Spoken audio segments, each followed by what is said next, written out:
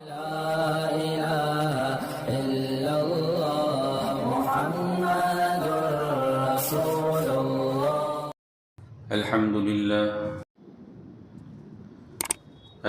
لله نحمده ونستعينه ونستغفره ونؤمن به ونتوكل عليه ونعوذ بالله من شرور أنفسنا ومن سيئات أعمالنا من يهده الله فلا مضل له ومن يضلله فلا هادي له ونشهد أن لا إله إلا الله وحده لا شريك له ونشهد أن سيدنا ومولانا محمدا عبده ورسوله أما بعد فأعوذ بالله من الشيطان الرجيم بسم الله الرحمن الرحيم إنك لا تهدي من أحببت ولكن الله يهدي من يشاء صدق الله العظيم.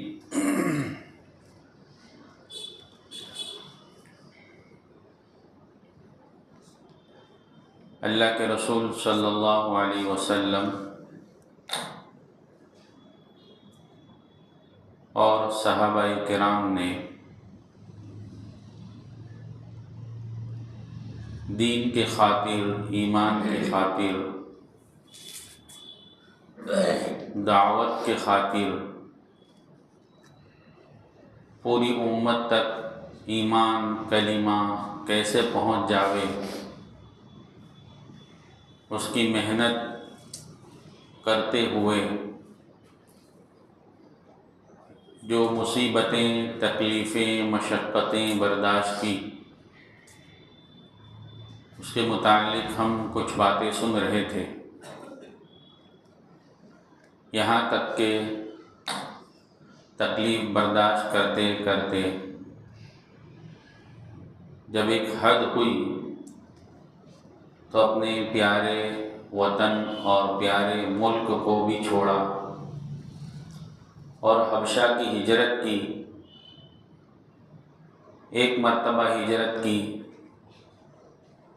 غلط خبر سننے پر پھر واپسی ہوئی اور پھر کچھ وقت کے بعد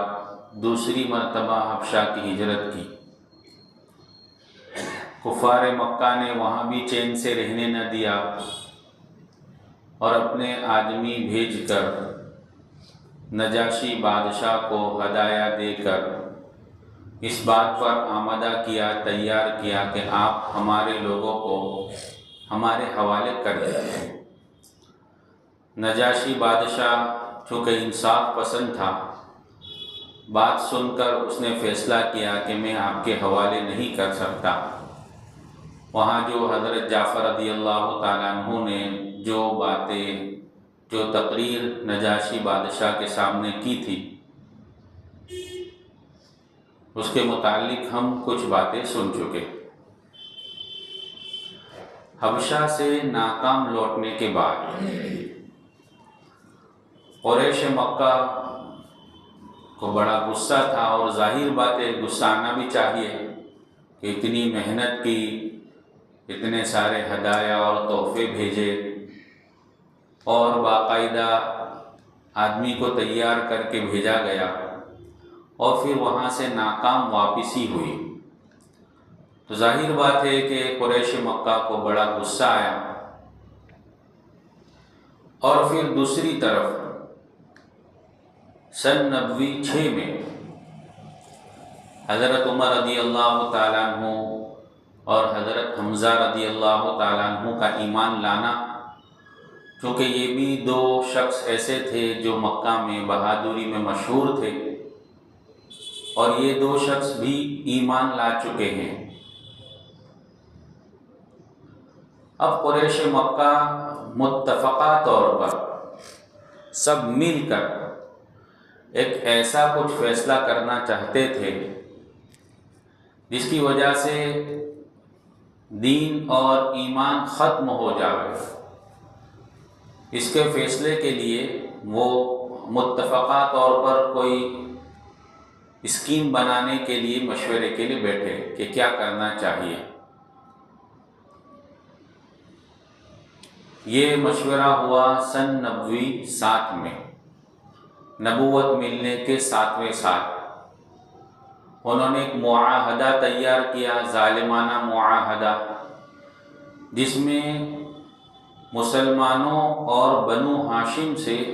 بائیکاٹ کرنے کا فیصلہ ہوا کہ اب ان سے ہم جدا رہیں گے، ان کے ساتھ نہ کوئی بات چیت کرے گا، نہ ان کے ساتھ کوئی نکاح کا پیغام ہوگا، نہ ان کے ساتھ کوئی لین دین ہوگا۔ ایسا معاہدہ اور تحریر تیار ہوئی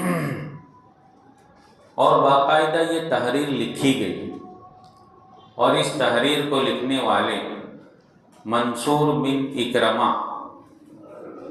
جس شخص نے یہ تحریر لکھی، اللہ رب العزت کا عذاب فوری طور پر اس پر آیا کہ اس کی انگلیاں شل ہو گئی، اس کی انگلیوں میں گویا لکوہ لگ گیا اور وہ لکھنے سے معذور ہو گیا، حالانکہ وہ تحریر لکھ چکا تھا۔ اب یہ قریش مکہ اتنے سخت دل تھے کہ جب دیکھ رہے ہیں کہ اللہ کے رسول صلی اللہ علیہ وسلم اور مسلمانوں کے خلاف ہم نے جو تحریر جس کے پاس لکھوائی، اللہ کا فوری عذاب اس پر آیا، تو ہونا تو یہ چاہیے تھا کہ وہ توبہ کرتے، لیکن پھر بھی انہوں نے توبہ نہیں کی۔ کبھی کبھی آدمی سوچتا ہے اس زمانے کا ایک مسلمان کہ وہ کیسے ہوں گے کہ فوری طور پر اللہ کا عذاب دیکھا اور توبہ نہیں کی، حالانکہ توبہ کرنی چاہیے۔ تو ہم اپنے اس زمانے کے مسلمانوں کا حال بھی دیکھیں کہ مسلمان ہے، گناہوں میں زندگی گزر رہی ہے، اور اللہ کے بڑے بڑے عذاب اور اللہ کی طرف سے ہونے والی پکڑ اور اس طرح کے معاملات کو دیکھنے کے باوجود ایک مسلمان بھی توبہ کرنے کے لیے تیار نہیں۔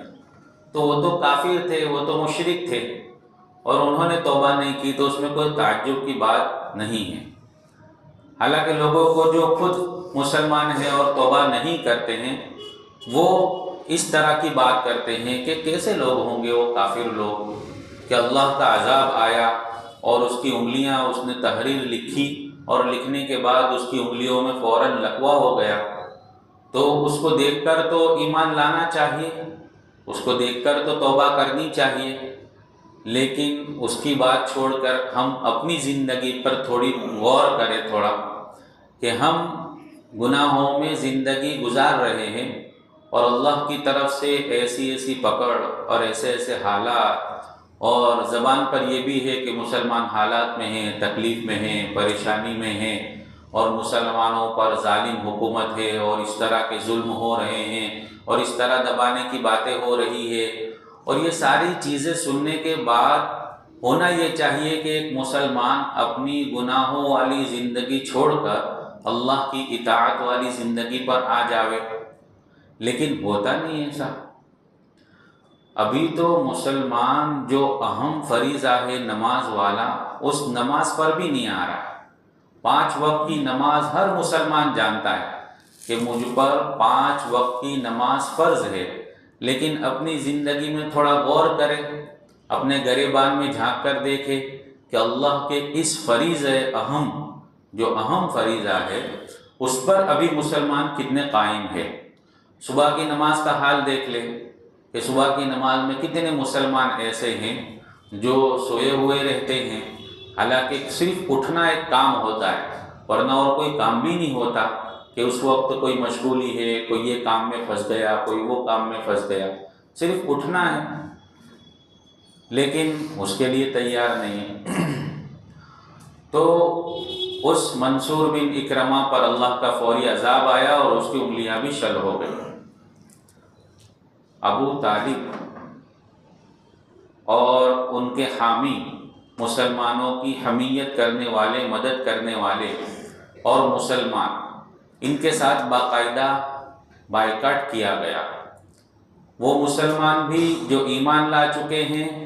اور ایسے کافر بھی، کچھ ایسے کافر بھی تھے جو خاندانی اور نسبتی اور رشتہ داری کی وجہ سے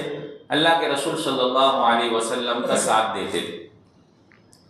جب دیکھا کہ یہ حالات پیش آ گئے ہیں اور کوئی بات چیت کرنے کے لیے تیار نہیں ہے، سب نے قطع تعلق کر لیا ہے، تو جن جن لوگوں کے گھر بالکل کافروں کے اور اس طرح کے لوگوں کے بیچ میں تھے جو بات نہیں کرتے، وہ بڑے پریشان بھی ہو رہے تھے۔ تو ابو طالب نے سب کو تیار کر کے ایک گھاٹی میں قیام کرنے کا ارادہ کیا، جس کو شعبہ ابی طالب کہا جاتا ہے۔ وہ گھاٹی چونکہ ابو طالب کے قبضے میں تھی، اس وجہ سے اس گھاٹی کو ابو طالب کی گھاٹی، شعبہ ابو طالب کہا گیا۔ گھاٹی کہتے ہیں دو پہاڑوں کے درمیان ایک کھلی ہوئی جگہ، ایک میدان، اس میدان کو گویا گھاٹی کہا جاتا ہے۔ تو ابو طالب مسلمانوں کو اور اپنے حامیین کو اور بنو ہاشم کو لے کر اس گھاٹی میں قیام کرنے کے لیے چلے گئے اور وہاں قیام کیا، جہاں 3 سال تقریباً اللہ کے رسول صلی اللہ علیہ وسلم، صحابہ کرام اور آپ کے حامی لوگوں نے وہاں قیام کیا، اور یہ 3 سال بڑے سخت تکلیف اور پریشانی میں گزرے، چونکہ کوئی دانہ پانی اندر آنے دیتا نہیں تھا، کوئی تاجر، تجارت کرنے والا باہر سے آتا، اس کے اوپر بھی روک تھی کہ وہ وہاں نہیں آ سکتا ہے، اور اگر کوئی گھاٹی سے باہر نکل کر جو تجارت کرنے والے باہر سے آئے ہیں ان کے ساتھ سودا بھی نہیں کر سکتا۔ اگر سودا کرنے کے لیے جاتے تو ابو جہل ان کو کہتا کہ یہ ابھی اس طرح معاہدے میں ہیں، اور ان کے ساتھ تم سودا اگر کرو بھی تو اس کا بڑا جو ہے بھاری بھاؤ آپ لگاوے تاکہ یہ خرید نہ سکے۔ تو اس طرح کا بھاؤ اور اس طرح کا دام ان کے ساتھ لگایا جاتا، اور وہ بڑے پریشانی میں مبتلا رہے، اور 3 سال اس طرح اس گھاٹی میں اللہ کے رسول صلی اللہ علیہ وسلم نے اور صحابہ کرام نے گزارے۔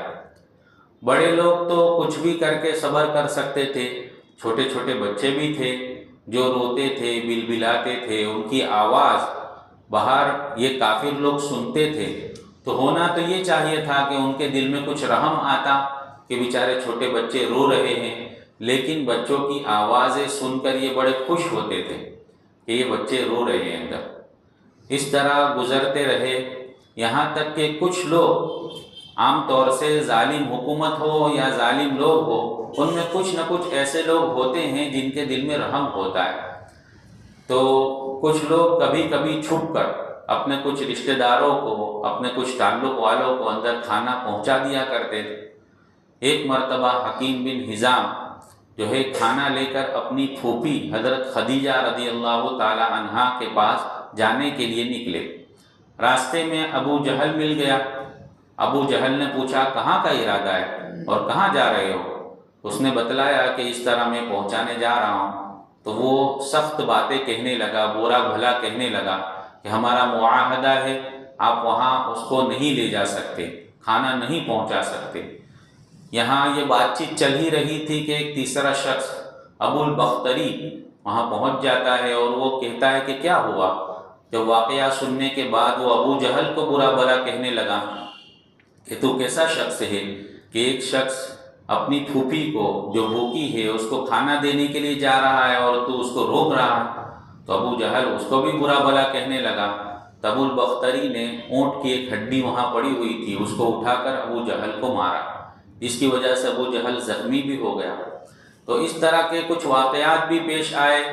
کہ لوگ چھپ چھپ کر یا کسی طرح کھانا پہنچاتے تھے جو تعلق والے تھے، رشتہ داری تھی،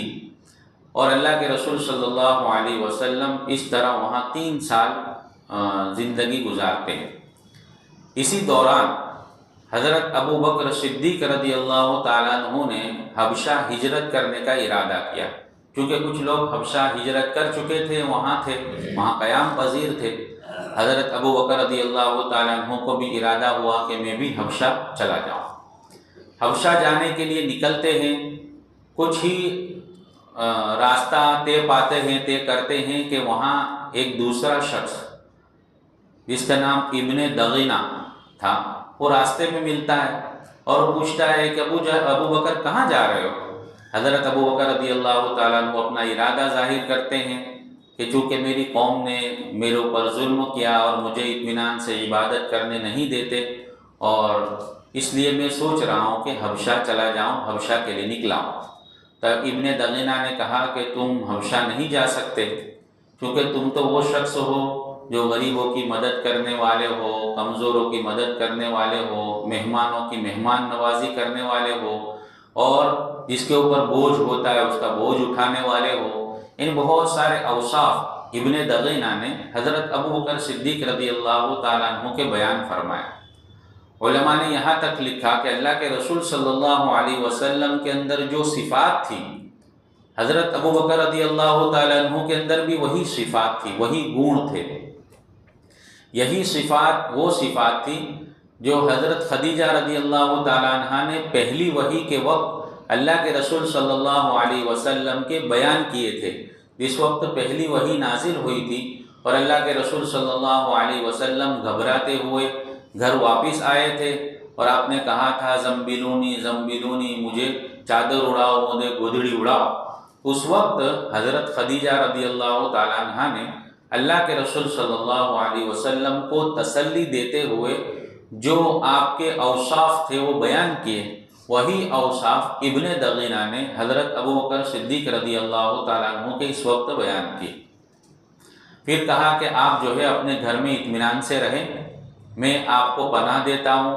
اور میری پناہ میں آپ جو ہے قیام کریں۔ مکہ میں واپس لائے اور لوگوں سے کہا کہ میں ابو بکر کو واپس لایا ہوں اور یہ میری پناہ میں رہیں گے، کوئی اگر ان کو تکلیف پہنچائے گا تو وہ مجھے گویا تکلیف پہنچائے گا اور مجھ سے بات کرے گا۔ حضرت ابو بکر رضی اللہ تعالیٰ عنہ اپنے گھر میں اطمینان سے رہنے لگے، یہاں تک کہ قریش مکہ نے کہا کہ آپ اپنے گھر میں نماز پڑھیے، اپنے گھر میں قرآن پڑھیے، اپنے گھر میں جو عبادت کرنی ہو کریے، باہر آپ عبادت نہیں کر سکتے، قرآن نہیں پڑھ سکتے۔ حضرت ابو بکر رضی اللہ تعالیٰ عنہ نے اپنے گھر ہی میں ایک صحن میں ایک مسجد بنا لی۔ اس مسجد کے اندر آپ نماز پڑھتے تھے، قرآن کی تلاوت کرتے تھے، اور حضرت ابو بکر رضی اللہ تعالیٰ عنہ کا وہ قرآن کہ جب آپ قرآن پڑھتے تھے تو بے ساختہ آپ کی آنکھوں سے آنسو جاری ہو جاتے تھے۔ تو اس طرح کا قرآن قریش کی عورتیں اور ان کے بچے سنا کرتے تھے، اور جب بھی آپ قرآن پڑھتے تھے وہاں بچے اور عورتیں جمع ہو جاتی تھی قرآن سننے کے لیے کہ یہ کیسا عجیب کلام ہے جو حضرت ابو بکر پڑھ رہے ہیں۔ قریش نے پھر آبجیکشن لیا کہ یہ آپ یہاں بھی نہیں پڑھ سکتے، چونکہ ہماری عورتیں اور بچے اس کو سنیں گے تو کہیں ایسا نہ ہو کہ یہ بھی مسلمان ہو جائے، تو آپ جو ہے اس کو بالکل کھل کر سامنے نہیں پڑھ سکتے، آپ کو چھپ کر پڑھنا ہوگا۔ حضرت ابو بکر رضی اللہ تعالیٰ عنہ نے چھپ کر پڑھنے سے انکار کر دیا، تو ابن دغینہ سے کہا کہ آپ ان کی امان واپس لے لے، ہم جو ہے ان کو جو ہے اس طرح نہیں پڑھنے دیں گے۔ حضرت ابو بکر رضی اللہ تعالیٰ عنہ نے بھی کہا کہ میں جو ہے اللہ کی پناہ میں رہنا چاہتا ہوں، کسی اور کی پناہ کی مجھے ضرورت نہیں ہے۔ یہ حضرت ابو بکر رضی اللہ تعالیٰ عنہ کا واقعہ بھی اسی 3 سال کے درمیان میں واقع ہوا۔ پھر جب 3 سال قریب ختم ہونے والے تھے، یعنی سن 90-10 میں رمضان المبارک یا شوال میں یہ معاہدہ ختم ہوا، اور اس کی شکل اس طرح ہوئی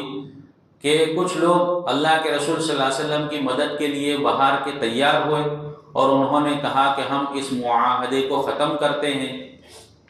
ابو جہل نے ان کو کہا بھی کہ آپ اس کو ختم نہیں کر سکتے، تو ایک کے بعد 2، دوسرے کے بعد تیسرا، اس طرح 4-5 لوگ قریب اس طرح تیار ہو گئے جنہوں نے اس معاہدے کی مخالفت کی،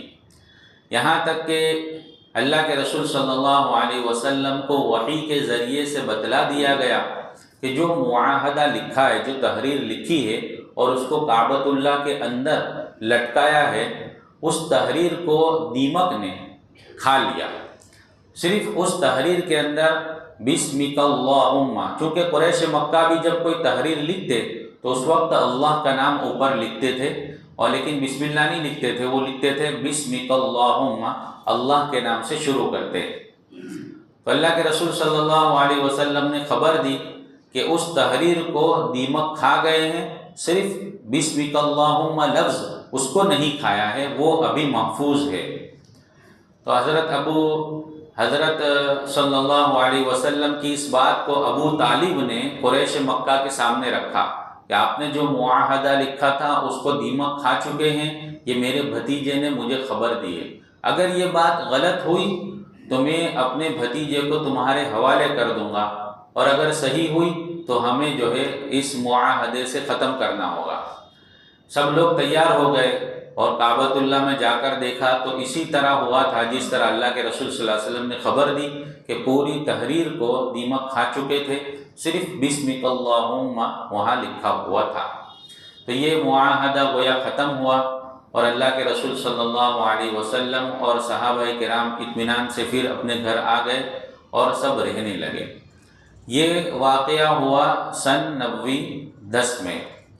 گویا یہ 3 سال شعبہ ابو طالب میں اللہ کے رسول صلی اللہ علیہ وسلم اور صحابہ کرام نے بڑی تکلیفوں کے ساتھ گزارا، یہاں تک کہ صحابہ بیان کرتے ہیں کہ ہم نے ان 3 سالوں میں ایسی بھی حالت ہوئی کہ درخت کے پتے کھا کر اپنی زندگی گزاری، اور ایسے واقعات بھی ہوئے کہ ایک صحابی فرماتے ہیں کہ میں گزر رہا تھا اور پیر کے اندر رات میں کچھ گیلا پن محسوس ہوا، گیلا، تو میں نے انگلی ڈال کر اس گیلے پن کو اٹھایا اور اس کو منہ میں ڈال دیا تاکہ کچھ اطمینان ہو۔ وہ فرماتے ہیں کہ وہ کیا تھا، میں نے کیا منہ میں ڈالا، وہ مجھے کچھ معلوم نہیں۔ یعنی بھوک کی اور فاقے کی ایسی حالت تھی کہ کچھ بھی مل جاتا تھا وہ لوگ کھا لیتے۔ اتنی پریشانی اور تکلیفیں صحابہ کرام نے اٹھا کر اس ایمان کو، اس دین کو ہم تک پہنچایا۔ جب یہ معاہدہ ختم ہوا اسی سال سن 90 میں اللہ کے رسول صلی اللہ علیہ وسلم کے سب سے پیارے چچا ابو طالب، ان کا انتقال ہوا۔ یہ گھاٹی سے نکلنے کے کچھ دنوں کے بعد جب ابو طالب کا انتقال ہونے لگا تو اللہ کے رسول صلی اللہ علیہ وسلم بھی پاس میں تھے۔ آپ نے جو ہے اپنے چچا ابو طالب سے کہا کہ آپ جو ہے کلمہ پڑھ لیجئے، میرے کان میں پڑھ لیجئے تاکہ میں جو ہے آپ کی گواہی دے سکوں قیامت کے دن۔ اور اس وقت قریش مکہ کے کچھ کافر لوگ، ابو جہل اور اس طرح کے لوگ بھی تھے، انہوں نے طعنے کے طور پر کہا کہ کیا موت کے ڈر سے اپنے بھتیجے کا دین اختیار کر لے گا؟ تو ابو طالب نے طعنے کے ڈر سے جو ہے ایمان کو قبول نہیں کیا اور کلمہ نہیں پڑھا۔ یہ وہ چچا ہے جنہوں نے پوری زندگی آپ کا ساتھ دیا، کبھی بھی آپ کو تکلیف پہنچنے نہیں دی، یہ وہ چچا کا حال ہے۔ اللہ کے رسول صلی اللہ علیہ وسلم کو ان کے انتقال پر بڑی سخت تکلیف ہوئی اور آپ جو ہے غمگین ہوئے، یہاں تک کہ آپ استغفار کرنے لگے کہ میں استغفار کرتا رہوں گا جب تک کہ اللہ رب العزت کا حکم نہ آ جائے۔ اللہ رب العزت نے آیت نازل فرمائی جس میں فرمایا کہ اے نبی، آپ ان کافروں کے لیے استغفار نہیں کر سکتے، آپ کے لیے اجازت نہیں ہے، یہ جائز نہیں ہے۔ پھر آیت نازل ہوئی انک لا تہدی من احببت، کہ نبی آپ جس کو چاہے اس کو ہدایت نہیں دے سکتے، ہدایت تو ہمارے ہاتھ میں ہے، ہم جس کو چاہیں گے اس کو ہدایت دیں گے۔ اللہ کے رسول صلی اللہ علیہ وسلم کی پوری زندگی مدد کرنے والے، آپ کی حمایت کرنے والے، آپ کو ہر قسم کی تکلیف اور پریشانی سے بچانے والے چچا کے تقدیر میں اللہ نے ہدایت نہیں لکھی تھی تو آپ کلمہ نہیں پڑھ سکتے، اور یہاں تک کہ اللہ نے آیت نازل فرمائی کہ محمد آپ بھی جس کو چاہیں اس کو ہدایت نہیں دے سکتے، انک لا تہدی من احببت ولکن اللہ یہدی من یشاء، اللہ جس کو چاہتے ہیں اس کو ہدایت دیتے ہیں۔ ابو طالب کے انتقال کے 3 یا 5 دن کے بعد آپ کی سب سے محبوب بیوی حضرت خدیجہ رضی اللہ تعالی عنہا کا بھی انتقال ہو گیا۔ گویا یہ سن 90 میں آپ کے گھر میں آپ کے 2 محبوب شخص، ایک آپ کی محبوب بیوی اور آپ کے چچا، دونوں کا انتقال ہو گیا۔ اس وجہ سے اللہ کے رسول صلی اللہ علیہ وسلم اس سال کو عام الحزن سے یاد کیا کرتے تھے، یعنی غم کا سال، گویا دو دو میت اپنے گھر میں ایک ساتھ میں ہو گئی کہ اللہ کے رسول صلی اللہ علیہ وسلم کے چچا بھی انتقال فرما گئے اور آپ کی محبوب بیوی حضرت خدیجہ رضی اللہ تعالیٰ عنہ کا بھی اسی سال سن 90 میں انتقال ہوا۔ تو حضرت خدیجہ رضی اللہ تعالیٰ عنہ کی قبر تو مکہ المکرمہ میں جنت المعلیٰ میں بنی، اور آپ کی دوسری ایک بیوی حضرت میمونہ رضی اللہ تعالیٰ عنہ کی قبر بھی مکہ سے بالکل قریب مدینہ کے راستے پر سریق نامی ایک جگہ پر ان کی قبر ہے، جو وہ سریق جگہ اب مکہ المکرمہ میں داخل ہو چکی ہے۔ پہلے مکہ سے باہر تھی، چونکہ اب مکہ کی مارڈر بڑھتی چلی گئی اور مکہ شہر پھیلتا چلا گیا، اس لیے وہ حصہ بھی اب مکہ میں داخل ہو چکا ہے۔ راستے کے بالکل بیچ میں وہ قبر آتی تھی، اس وجہ سے حکومت نے راستے کو تھوڑا ٹیڑھا کر دیا اور اس کو باقی رکھا ہے، اور وہ مقام ہے سریق۔ حضرت میمونہ رضی اللہ تعالیٰ عنہ کی قبر وہاں ہے سریق میں۔ گویا 2 بیویوں کی قبر تو مکہ میں ہے، باقی 9 بیویوں کی قبر مدینۃ المنورہ میں جنت البقیع میں ہے۔ اندر داخل ہونے کے بعد سامنے کی طرف ہی ایک ساتھ میں گویا ان 9 بیویوں کی قبر قریب قریب موجود ہے۔